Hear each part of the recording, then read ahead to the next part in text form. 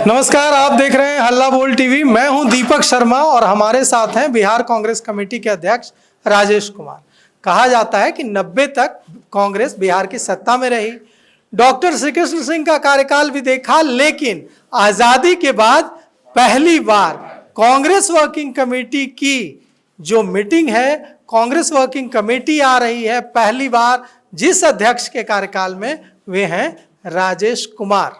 तो आपको कितना गौरव महसूस हो रहा है और तैयारियां क्या क्या हैं? बिहार की जो संस्कृति है अतिथि देवो भव की, तो आपकी अतिथि तो इस बार पूरी कांग्रेस पार्टी है, कांग्रेस के तमाम बड़े नेता हैं। लिट्टी चोखा से स्वागत होगा कि सत्तू से स्वागत होगा?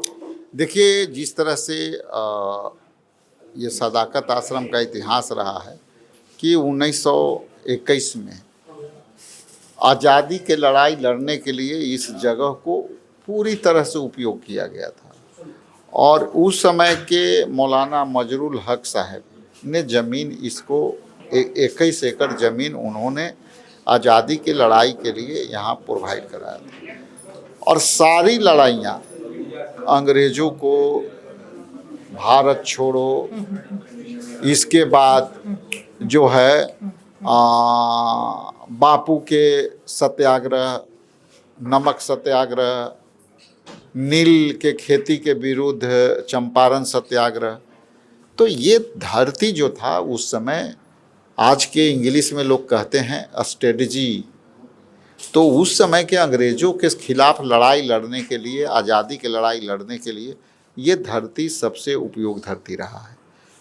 तो आपने कहा कि गौरव का क्षण, तो इससे बड़ा गौरव का क्षण नहीं हो सकता है कि अखिल भारतीय कांग्रेस कमेटी के सबसे बड़ा जो कमेटी है नीति निर्धारण का, देश के नीति निर्धारण, नीतिगत फैसले, जनहित के फैसले, वोट चोरी जो संविधान के कमज़ोर करने के फैसले, इन सभी मुद्दों पर डिस्कशन होगी और उस डिस्कशन में सभी मेंबर जो आएंगे अपना अपना ओपिनियन होगा।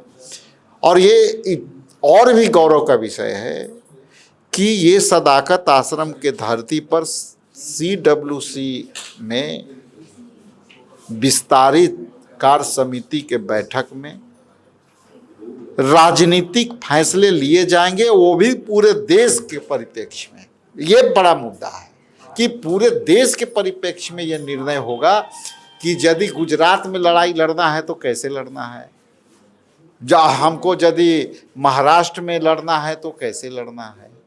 तो ये जो लड़ाइयाँ हैं पूरे देश के नीतिगत फैसले इस सदाकत आश्रम से होगा और इसी सदाकत आश्रम से पूरे देश के राजनीतिक, आर्थिक और अंतर्राष्ट्रीय मुद्दों पर निर्णय लेगी और उस मुद्दे पर कांग्रेस पार्टी जो है पूरे देश में उसी एजेंडा पर लड़ाई लड़ेगी। प्रियंका गांधी आ रही हैं, उनका क्या क्या कार्यक्रम है, कैसे कैसे कार्यक्रम? प्रियंका जी आ रही हैं 26 तारीख को मोतिहारी में, वहाँ भी जोरों से तैयारी चल रही है। 26 तारीख के वहाँ एक जनसभा है, उस जनसभा को संबोधित करेगी और वो जनसभा पूरा लोगों का जो है अपार भीड़ होगा और हम समझते हैं कि वहाँ से भी हम राजनीतिक बिगुल फूंकेंगे। हम पलायन के, जनहित के मुद्दे पर बात करेंगे, बेरोजगारी पर बात करेंगे, स्थानीय मुद्दों पर बात करेंगे, हम महिलाओं के सशक्तिकरण पर सब महिलाओं के सशक्तिकरण की बात करेंगे।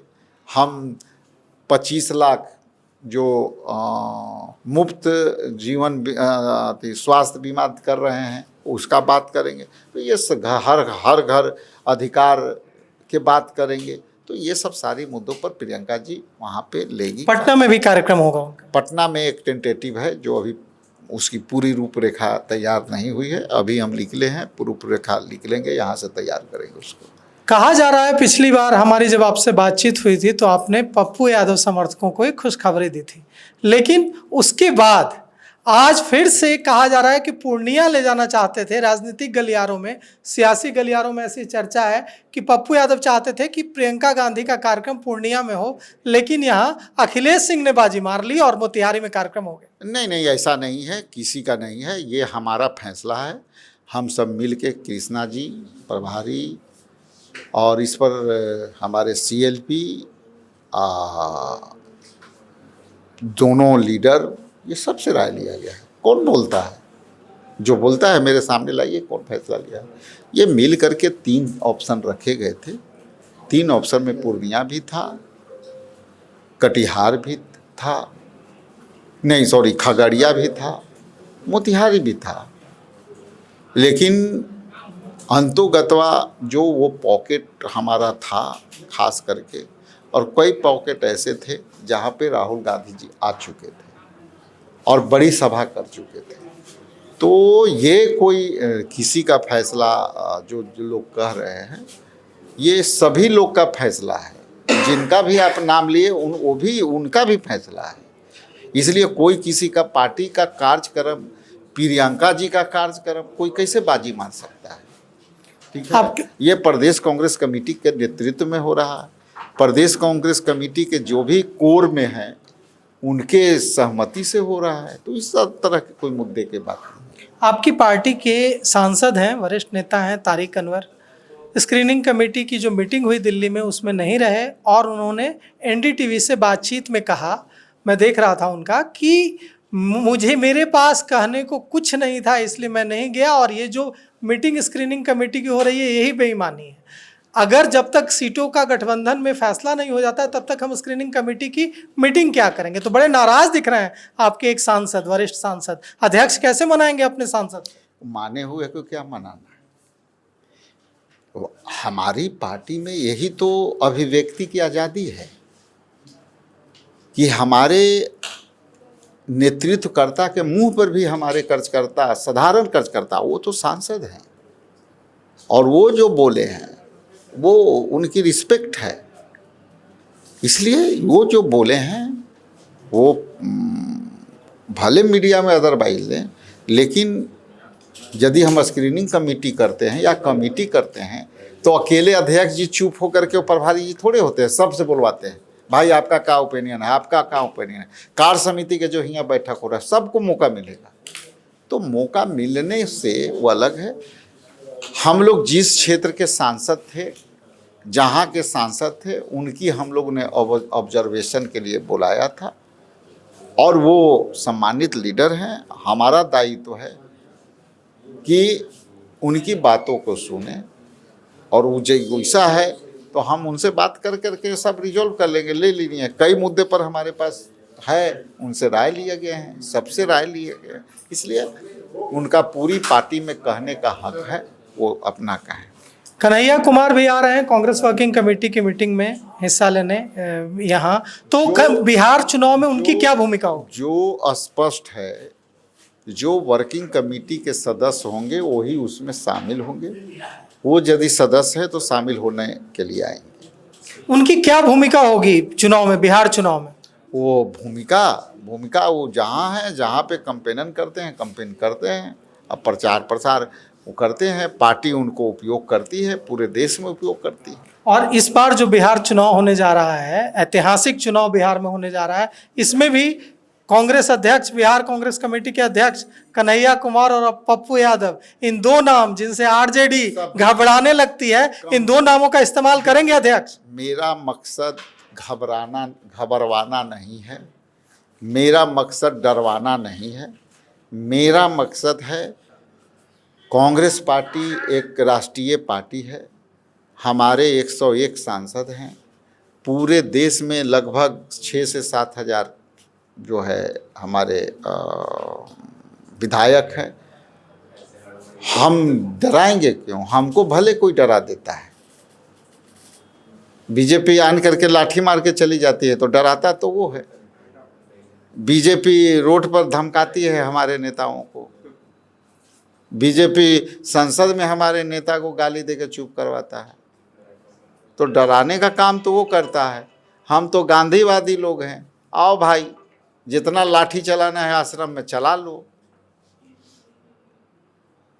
चुनाव लड़ने पर जो चर्चा हो रही है, जो कि जो सीटें फाइनल हुई, जो लिस्ट फाइनल हुई, उसमें कहा गया कि अभी इतना निर्णय लिया जाता है कि जो हमारे 17 विधायक हैं जो हम लोगों को सूत्रों के हवाले से खबर मिलती है कि जो 17 विधायक हैं उनको हम टिकट देंगे, उनका हम टिकट नहीं काटेंगे। लेकिन आपकी कई सीटों पर तो राष्ट्रीय जनता दल ने दावा ठोक दिया है, तो क्या आप अपने विधायकों की सीटें बदलेंगे? यदि दावा किया है तो कोई अथॉरिटी है, कोई लेटर है तो हमको बताइएगा। लेकिन as a PCC president, as a प्रभारी, हम लोग को तो इस तरह के बातें नहीं हैं। आपका सूत्र कहाँ से है वो आपका जाने, लेकिन मेरा सूत्र अपना है। अभी चर्चा पूरे चरम पर है।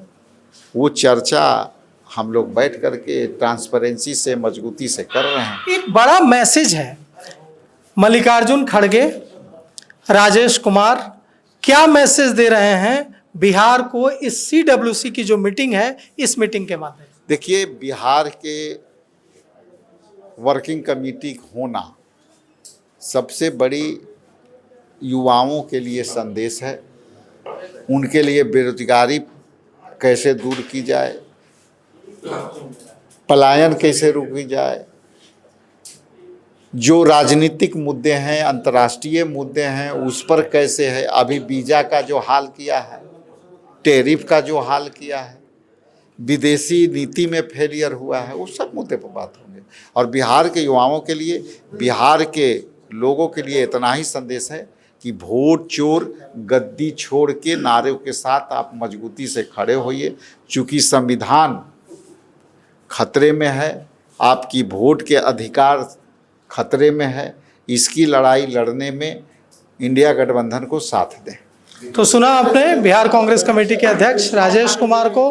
इन्होंने कहा कि सीटों के बंटवारे से लेकर एक एक बात पर इन्होंने पूरी साफगोई से अपनी बात रखी। तो आगे की खबरों के लिए देखते रहिए हल्ला बोल टीवी। शुक्रिया।